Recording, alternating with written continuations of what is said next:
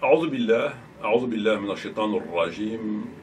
بسم الله الرحمن الرحيم. الحمد لله رب العالمين والصلاة والسلام على سيدنا محمد وعلى آله وصحبه أجمعين. والسلام عليكم ورحمة الله وبركاته. Frères et sœurs, assalamu alaikum wa rahmatullahi wa barakatuh. J'espère que vous allez tous et toutes bien en ce début de soirée de ce jour de vendredi 8 mars et il est précisément 20h16.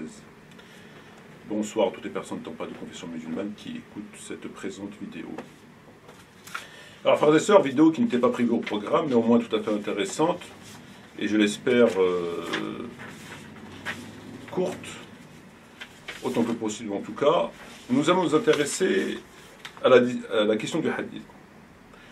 La question du hadith, qu'on présente comme étant une science, est une discipline extrêmement, je dirais même pas difficile.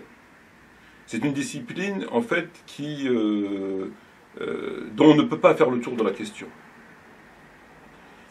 La question du hadith, la seule chose qui puisse nous permettre d'avoir un résultat concret, sérieux, étant de faire la part avant pour l'étudiant, pour la personne qui s'y intéresse, de faire la part entre le hadith qui a une importance quant à nos obligations, nos interdictions, notre croyance, et donc là on se doit d'investiguer afin d'en savoir plus, afin de se rapprocher autant que possible de la vérité. Et surtout lorsque cela a une correspondance avec le Coran. Le reste, ça doit être une simple lecture. Ça permet d'écarter un nombre considérablement de hadiths afin de, non seulement de ne pas perdre son temps, de ne pas finalement tirer des conclusions, faire un travail et avoir des conclusions qui, de toute évidence, s'avéreront le plus souvent inexactes, parce que incomplètes et parce que beaucoup de contradictions, il y a beaucoup de choses qui font qu'on ne peut pas arriver au bout de la question et finalement se dire c'est bon, c'est ça la vérité. La conclusion c'est celle-ci, c'est prouvé parce que ceci, parce que cela. C'est tout simplement pas possible pour plein de raisons. Et l'étudiant doit écarter, comme je l'ai déjà expliqué, tous les hadiths qui n'ont pas d'importance. Il doit les écarter, tous les hadiths qui n'ont pas d'importance, c'est ce que je viens de dire. Et c'est déjà beaucoup. Et de s'intéresser, c'est déjà beaucoup, qu'aux hadiths qui ont, ce que je viens de dire, une importance en rapport avec nos obligations, nos interdictions et la croyance. Et essayer d'y voir plus clair, et c'est extrêmement difficile. C'est très très très difficile, et je vais vous donner, pour illustrer mon propos, je vais vous donner un exemple très clair, qui vient encore compliquer les choses, en dehors du faux, du vrai, des variantes, etc., du nombre important, des contradictions, enfin tout ce que vous voulez, qui vient encore compliquer la chose. Nous avons vu, frères et sœurs, à travers des hadiths, que la femme est quand même, contrairement au Coran, à la lecture du Coran, la femme a sa place. Aucun verset ne vient porter atteinte à sa dignité, son honneur, son intégrité, etc. Je considère à la lecture du Coran que la femme est à sa place. A contrario, dans le hadith et de ce qu'on attribue au prophète Mohammed alayhi salam, je constate que la femme n'est plus à sa place. Que la femme est humiliée, enfin certains propos qu'on attribue au prophète, que la femme est rabaissée, que la femme est humiliée. Et elle est rabaissée à un point, comme on l'a vu, où elle est mise dans le même rayon que, par exemple, le chien. Les raisons du pourquoi du comment, qui est souvent utilisé pour noyer le poisson, lorsqu'on leur explique que c'est dans le même rayon, mais qu'on ne sait pas, oui, mais on n'a pas dit qu'elle était impure, c'est peut-être autre chose, oui, qu'elle soit impure ou pas, c'est pas la question. Elle est mise dans le même rayon. La femme, l'âne, le chien annulent la prière. Si on s'arrête qu'à Bukhari et Muslim, si on élargit la femme, le chien, l'âne, le cochon, le juif, le devin, etc., annulent la prière. Le pourquoi du comment, finalement, c'est secondaire.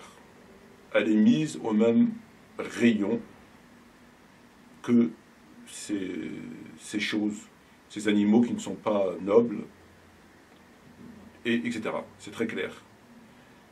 En cela, c'est quand même assez, je dirais, choquant. C'est du Bukhari, c'est du Muslim. Il n'y a pas que cela. Il y a d'autres textes qui sont choquants. Des textes qui sont antisémites, mais d'une force incroyable, des propos vraiment choquants. Des textes qui présentent le gouverneur, enfin, comme étant, pour ainsi dire, Dieu sur terre. Des textes qui portent atteinte à l'honneur du prophète. Et je pèse mes mots. Il n'y a pas si longtemps que ça, j'écoutais une vidéo, j'ai tombé dessus, et dans la vidéo, il y a un hadith qui est le sujet de la vidéo. On apporte au prophète un homme. Cet homme a volé au prophète. Coupez-lui, tuez-le. Les compagnons lui rétorquent, ô messager de Dieu, il n'a fait que voler. Coupez-lui la main. Il lui coupe la main. On lui ramène le même homme. Messager de Dieu, coupez-lui la main. On lui ramène le même homme, coupez-lui le pied. On lui ramène le même homme, coupez-lui le pied, etc., etc. Le ridicule de ce hadith est évident, mais on a besoin de regarder la chaîne de transmission si elle est authentique ou pas, quand même. On s'intéresse à la chaîne de transmission. On ne sait jamais. La chaîne de transmission, on attribue au prophète que le prophète a dit 2 plus 2 est égal à 4. Le prophète, dans un autre livre, on a lu de hadith, un musnad ou un sunnah, le prophète a dit 2 plus 2, ça fait 28. On vous donne les deux hadiths. Le prophète a dit 2 plus 2, ça fait 4, et selon 2 plus 2, ça fait 28. On va étudier la chaîne de transmission. Et une fois qu'on a étudié la chaîne de transmission, on vous dira c'est lequel qui est authentique. L'autre aussi peut être authentique, 28 il peut être authentique. On va étudier la chaîne de transmission. On en est là. Ce texte, en dehors de ceux qui l'ont inventé, savent très bien qu'ils avaient affaire à des crétins. Parce que lorsqu'on lit des textes, on voit bien que c'est ce qu'ils ont inventé, ils savaient très bien qu'ils avaient affaire à des crétins, ils sont permis de mettre vraiment n'importe quoi. C'est très clair. Au point de juger des textes qui jettent la suspicion sur le Coran, comme étant falsifiés, enfin bref. Ça fait beaucoup. Ce texte, le mec qui vole une fois, on lui coupe la main, il vole 2 fois, on lui coupe la main, on lui vole 3 fois, on lui coupe le pied, on lui coupe le pied, mais il continue à voler. Comment il fait pour voler il n'a toujours pas compris, il est têtu quand même le mec, et puis finalement, il est poisseux, parce qu'à chaque fois il se fait attraper. Donc il devrait arrêter de voler, faire autre chose. En dehors que le texte est ridicule. Je veux dire, même Hanouna, il n'en veut pas. Même Bourvil, il n'en veut pas. Même Jamel Debbouze, il n'en veut pas. Donc il est ridicule. Mais c'est même pas ça, moi, qui me choque. C'est le fait qu'il ridiculise le prophète. On ramène au prophète un homme qui a volé. Ô messager de Dieu, il a volé, tuez-le. Mais il n'a fait que voler. Coupez-lui la main. Parce que le prophète, lui, il ne connaît pas le prophète. Le prophète, il ne sait pas. Et puis il est tellement à l'image des dictateurs des pays arabes que lui, la vie humaine, il n'en a que faire. Tuez-le, coupez-lui la main. Pour lui, c'est pareil. On a beaucoup de textes comme ça. On a beaucoup de textes comme ça. Et quand c'est pas les textes eux-mêmes qui sont comme ça, c'est des explications des savants par rapport à des textes où il y a du comme ça, qui viennent, eux, en rajouter une couche, comme le fait du jour du jeudi. Évidemment qu'on ne peut pas l'expliquer autrement comme il est. Eux, ils vont vous dire, non, mais il est malade, il souffre. Ils prennent les gens pour des cons. C'est-à-dire qu'ils ont atteint un niveau où ils ne respectent même pas enfin, on ne peut pas l'expliquer autrement. Lorsque Khalid ibn Walid, il a eu un homme qui lui a dit Taqillah au prophète, Khalid ibn Walid, il lui dit laisse-moi lui couper la tête. Le prophète lui dit non. On a des exemples comme ça.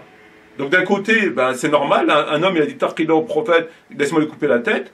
Et là, tout va bien, il n'y a pas de problème, c'est un Rajoul, on ne sait pas qui c'est, on n'a pas de nom, mais bon, c'est normal.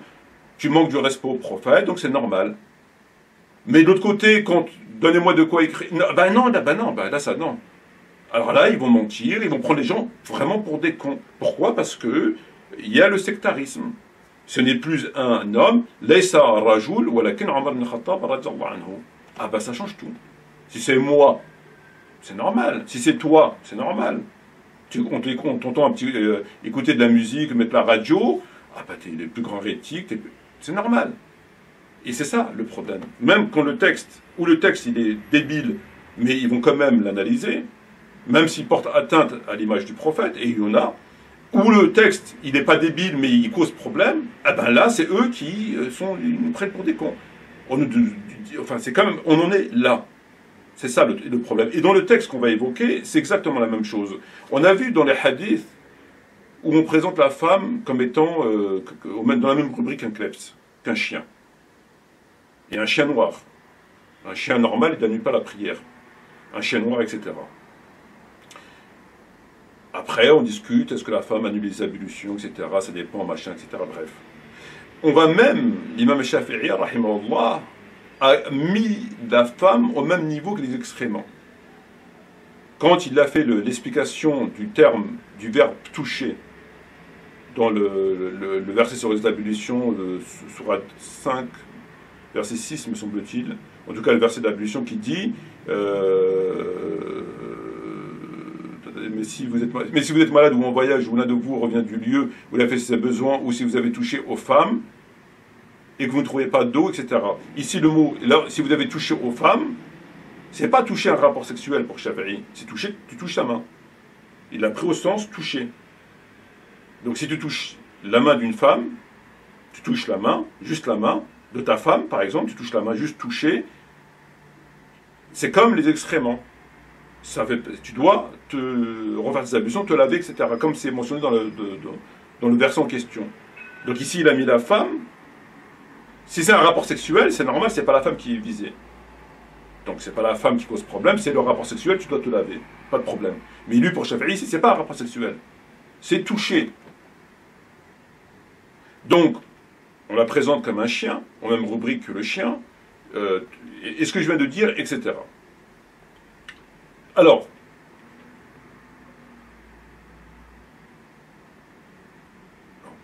on se pose des questions. Or, il se trouve que le texte du chien, Aïcha l'a corrigé. Elle a dit, c'est pas vrai. Comment vous pouvez nous mettre au même niveau que le chien? Ce qui est d'autant plus grave, on va rester que dans le chien et l'exemple de Shafi'i.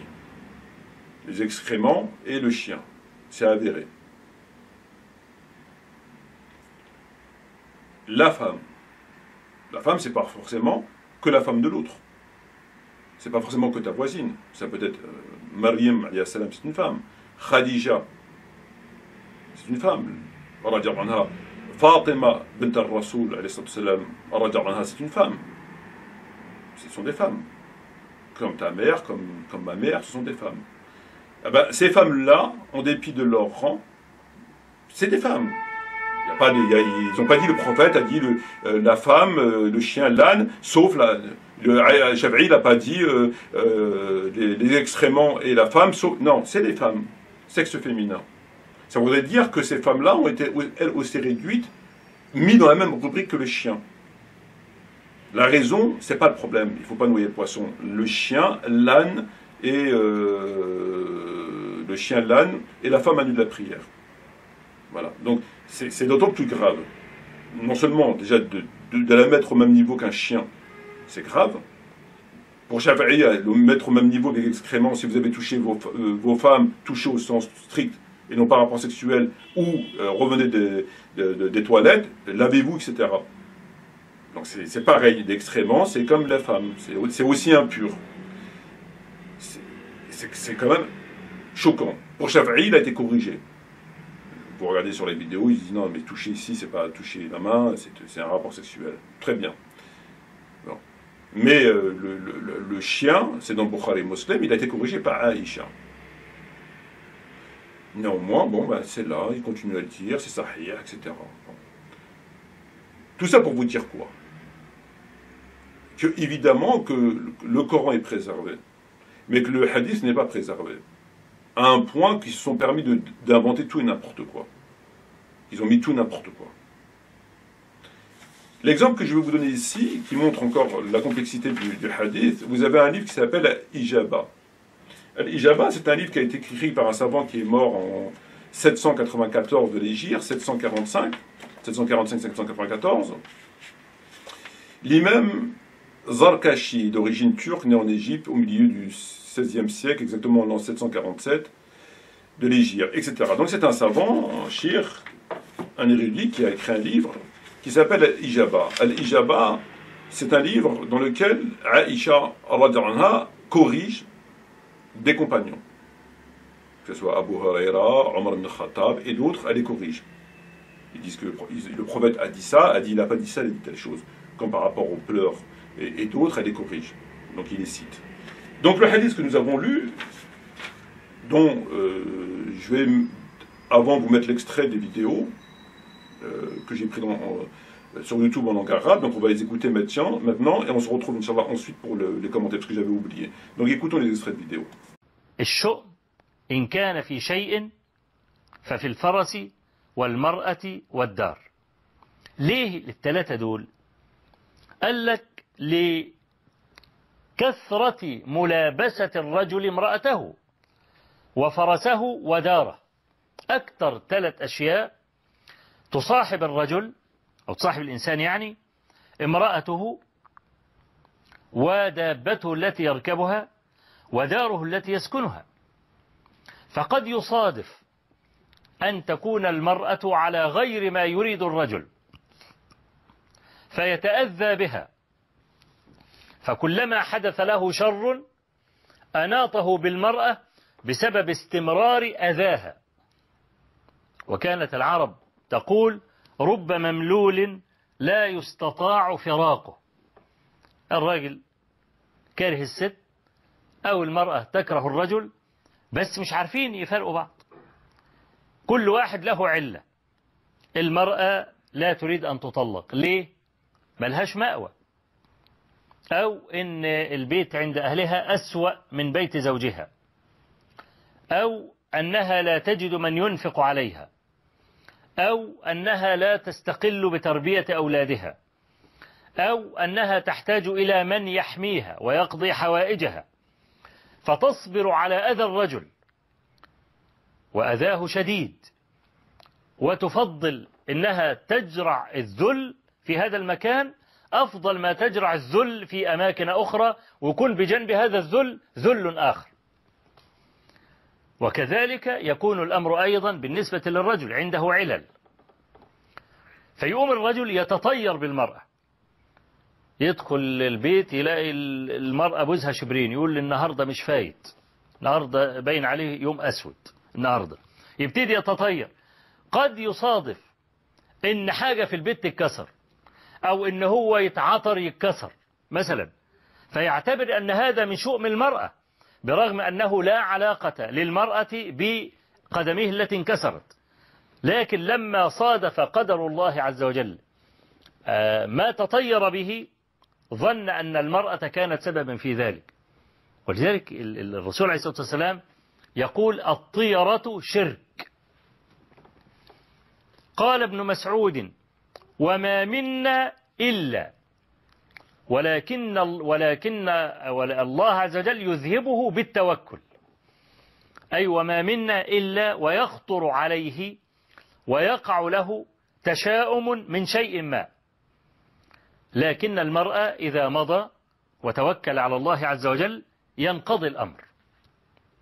فلكثرة ملابسة الرجل كما قلت هذه الأشياء يقع قد يصادف كما قلت قدر الله عز وجل في شيء من هذا. يسأل عن شرح حديث إنما الشؤم في ثلاث: في المرأة والفرس والدار. هذا محله، وقد روي بألفاظ. افترض أن زوجا له زوجة كما يقول العامة نكدية، كلما رجع إلى البيت وجدها تصنع مشكلة.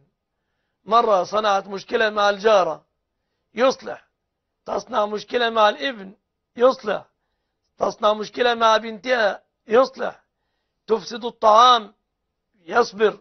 فتولدت عنده حصيلة ضد هذه المرأة أنها تأتي من ورائها المشاكل.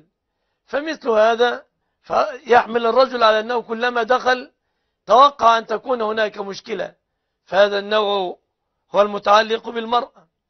إذا كانت أحيانا في البيت دابة مشهورة بأنها ترفص أو تعض أو صوتها مزعج، فيتولد عند الشخص حاسة أن هذه الدابة أصبحت مزعجة، فيتوقع كلما دخل أن تكون هناك مشكلة من وراء الدابة لرصيد تولد. وكذلك البيت قد يكون جيرانه جيران سوء، أو البيت غير مشمس ونحو ذلك، فتكثر فيه الأمراض والأوبئة. فلا يتفائل الشخص بمثل هذا، والله أعلم. نعم. بسم الله الرحمن الرحيم، الحمد لله رب العالمين، والصلاة والسلام على أشرف الأنبياء والمرسلين. الشيخ حفظكم الله، كيف نوفق بين حديث نهي النبي صلى الله عليه وسلم عن التشاؤم وقوله صلى الله عليه وسلم لا تشاؤم إلا في ثلاث: المرأة والدابة والدار؟ كيف نوفق بين حديث النبي صلى الله عليه وسلم، حديث نهي النبي صلى الله عليه وسلم عن التشاؤم وقوله صلى الله عليه وسلم لا تشاؤم إلا في ثلاث: الدابة والدار والزوجة؟ نعم. التشاؤم هو التطير بمرئي أو مسموع أو زمان، فيتطير مثلا من النكاح في شوال كما يفعل أهل الجاهلية، أو يسمع صوتا يكون فيه مخالفة لما يريد فيتشاءم، أو يرى طيرا يطير أو ما أشبه ذلك فيتشاءم. والتشاؤم منهي عنه لأنه يؤدي إلى سوء الظن بالله وإلى عدم الإقدام على ما فيه مصلحة العبد وإلى التذبذب في أموره، وربما يؤدي إلى الوساوس التي يحصل بها المرض النفسي، فلهذا نهى عنه النبي عليه الصلاة والسلام. وأما الشؤم في ثلاث: في الفرس والمرأة والدار، فهذا ورد الحديث فيه على وجهين: وجه الشؤم في ثلاث، وجه آخر إن كان الشؤم في شيء ففي ثلاث. ومراد الرسول عليه الصلاة والسلام أن نفس هذه الأشياء قد يكون فيها شؤم. مثلا قد يسكن الدار ويكون من حين دخلها يضيق صدره ويقلق ويتألم، أو المركوب يكون فيه حوادث كثيرة، من حين مثلا اشتراها هذه السيارة صار عليها حوادث ونواقص كثيرة فيتشاءم منها ويبيعها. المرأة كذلك قد يكون يتزوج هذه المرأة وتكون سليطة اللسان بذيئة وتحزنه كثيرا وتقلقه كثيرا، فهذا هو الشؤم الذي يذكر في هذه الثلاث التي ذكرها النبي عليه الصلاة والسلام إن كان الشؤم، وليس الشؤم المنهي عنه الذي ليس له أصل وإنما يوجب الإنسان ما ذكرناه من المفاسد. حديث الشؤم في ثلاثة، قال عليه الصلاة والسلام لا عدوى ولا طير، والشؤم في ثلاث: في المرأة والدار والدابة، متفق عليه. انه يقول عليه الصلاة والسلام معنى الحديث انه نفس هذه الاشياء قد يكون فيها شؤم، يعني قد يسكن الانسان دارا ويضيق صدره منها، يشتري مركوب تقع فيه حوادث كثيرة مثلا، المرأة تكون بذيئة محزنة مثلا. فإذا ليس الشؤم ما يجوز التشاؤم بالأشياء، لكن قد يقع للإنسان مصائب في هذه الأشياء، فليس الشؤم المنهي عنه الذي ليس له أصل والذي يوجب للإنسان المفاسد المعروفة، ولكن بعض المركوبات ممكن يكون في مثلا فيها عين مثلا، بعض الزوجات فيها تمرد، بعض البيوت فيها خراب، مقاولات تعيسة. طيب، فإذا حصل للإنسان شيء فيها خلاص هذه حكمة الله سبحانه وتعالى، يبغى يغير البيت يغيره، المرأة ما له مصلحة فيها يفارقها، الدابة يبيعها يشتري أخرى، وهكذا. طيب،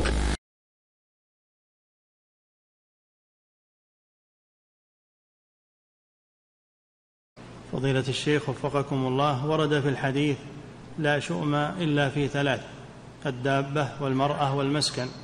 يقول: هل التشاؤم بهذه الأمور يعتبر غير مذموم؟ إذا ثبت أن هذه الدار أنها من أتاها يصاب، وأن هذه الدابة من ركب أنه يصاب، وأن هذه الزوجة من تزوجها يتجنبها. موسعها الله يا أخي، يدور بيت غير هذا، ويدور دابة غير هذه، ويدور زوجة غير هذه، موسعها الله، لأن الله قد يخلق أعيانا شريرة، دابة، زوجة، دار، بقعة، يخلق الله أشياء شريرة، ابتعد عنها. نعم.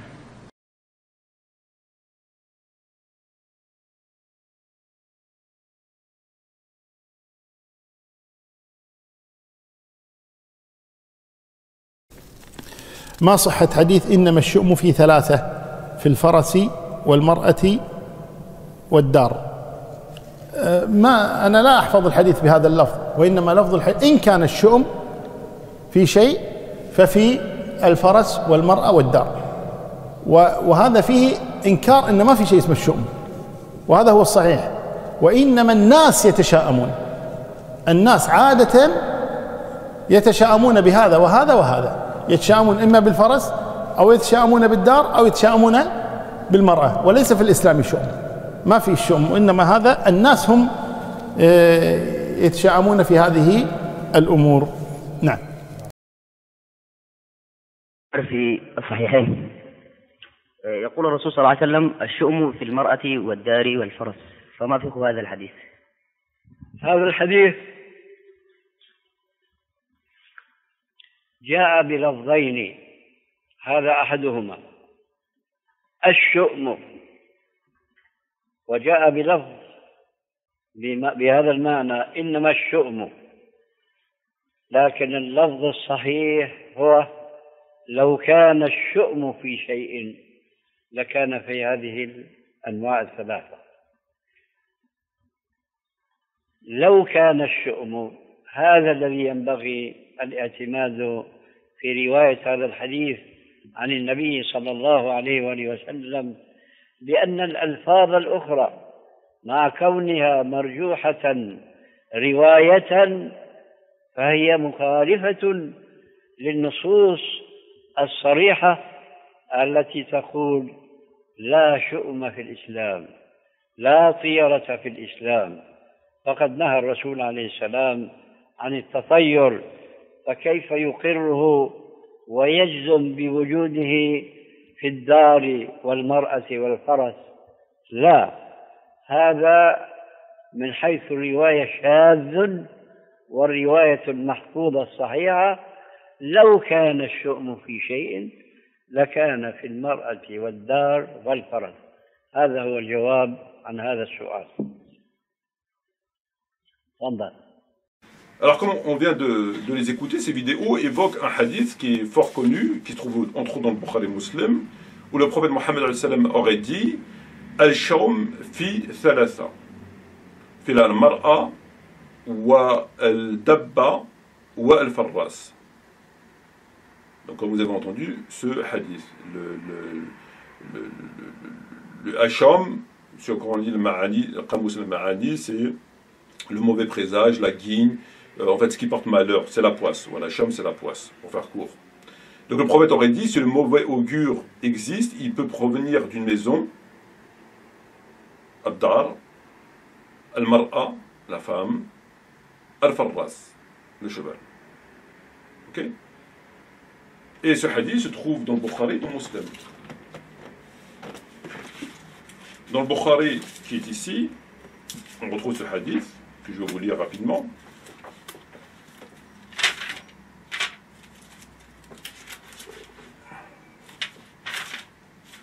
Alors le prophète Mohammed a dit, d'après Anas ibn Malik, etc., j'ai entendu le prophète dire le guin n'est qu'en trois choses, le cheval, la femme et la maison. Autre hadith, s'il reste encore des personnes qui croient au guin, ce sera la femme, le cheval et la maison. Très bien. Et si on prend Sahih Muslim ici, et qu'on va dans le hadith en question,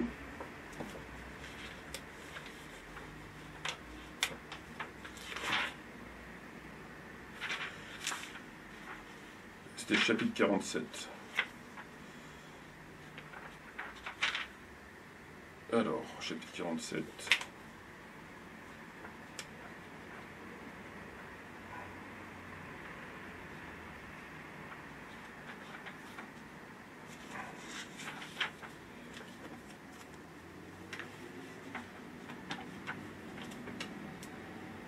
Alors, c'est ici, normalement.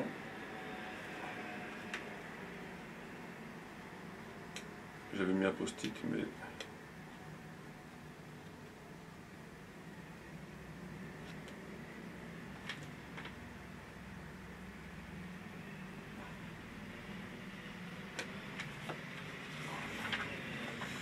Bon, alors il est où ce 47. J'ai perdu la page, on va la retrouver rapidement. On va retrouver cette page rapidement, Inch'Allah. On va dans la table de matière.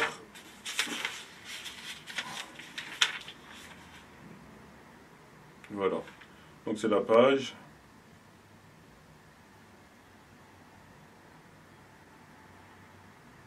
« 482.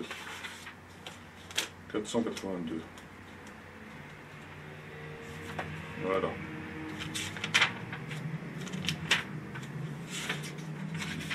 Voilà.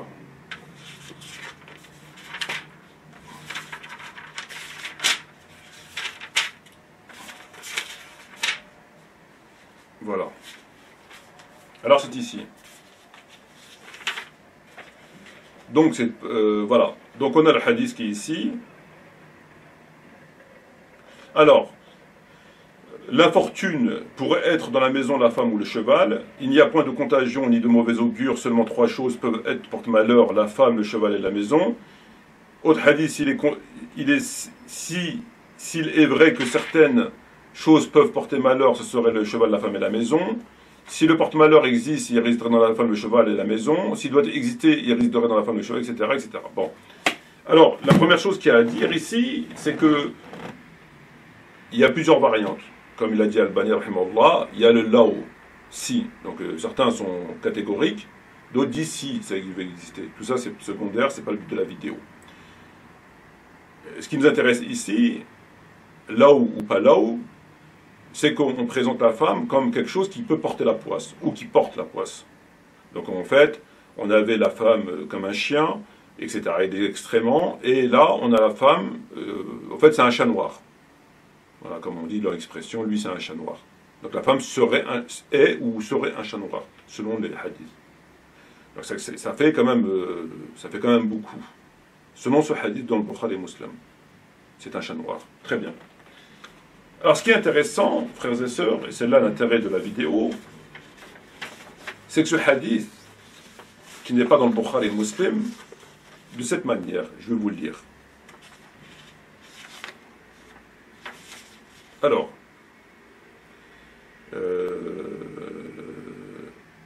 قيل لعائشة إن أبا هريرة يقول قال رسول الله عليه السلام الشوم في ثلاثة في الدار والمرأة وفي الرأس فقالت عائشة لم يحفظ أبو هريرة إنه دخل والرسول الله عليه الصلاة والسلام يقول قاتل الله اليهود يقولون الشوم في ثلاثة في الدار والمرأة والفراس فسمع آخر الحديث ولم يسمع الأول. Très intéressant. Ici, c'est le même hadith. Et quand lorsqu'on le rapporte à Aïcha, on dit que Abu Huraira a dit ceci de cela, a dit non, non.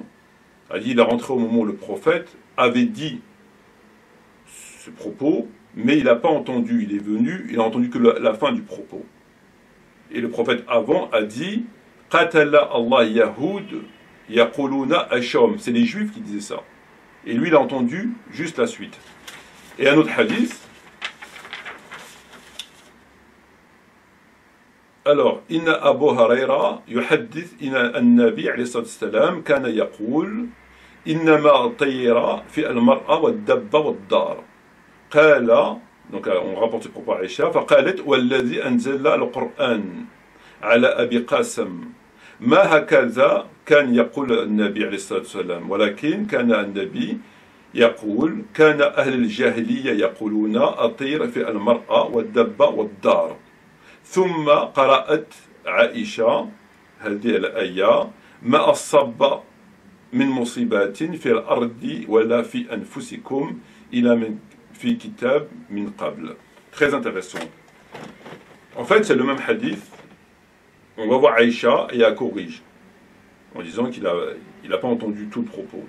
Et ensuite, elle cite le verset qui dit tout malheur qui touche vos personnes ou la terre sans qu'il ne soit déjà écrit. Donc il ne peut pas y avoir de poisse parce que tout est écrit. Donc la poisse, le chadoir, c'est des choses qui arrivent par hasard. Le hadith, là, si la poisse existe, elle serait chez la femme ou la femme est la poisse, selon ce que j'ai expliqué. Donc elle dit, lisez ce verset, tout est écrit. Donc si tu as de la poisse, si t'es arrivé, comme on dit, une galère, etc., c'est pas possible, parce que tout est écrit. Et enfin, lorsqu'on prend ce livre, Jami' al-Masanid an-Nisa,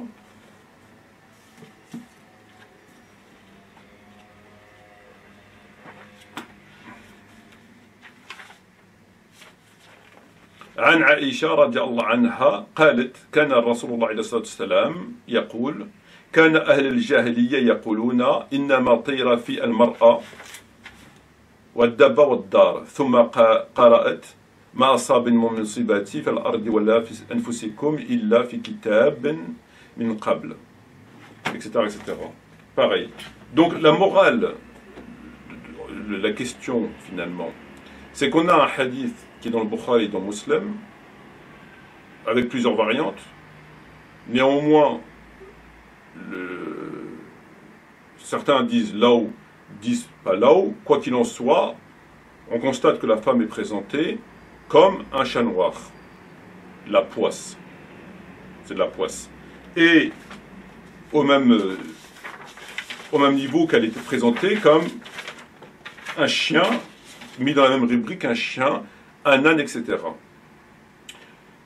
Et pour Shafi'i, comme il l'a dit, au même niveau que les excréments.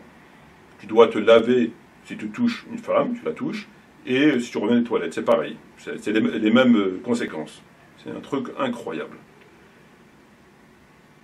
Et en réalité, selon ce que nous avons lu, le prophète disait que les Juifs, ou Ahl Jahaliya, ce sont des hadiths qui existent. Et que lui, il n'a fait qu'entendre la deuxième partie. Il n'a pas tout entendu.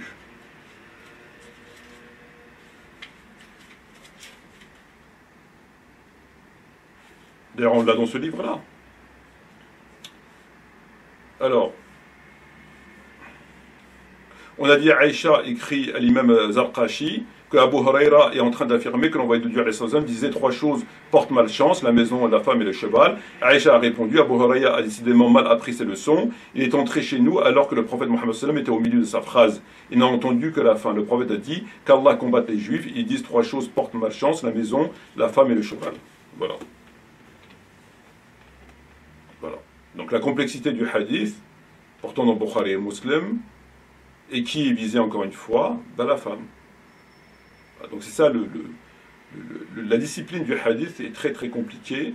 pour plein de choses, et nous avons un extrait ici, et dans Bukhari, évidemment, c'est authentique. Donc, allez vue aussi comme ça, c'est authentique, c'est sahih, c'est authentique. Voilà. Sur ce, je vous dis assalamu alaikum wa rahmatullahi wa barakatuh.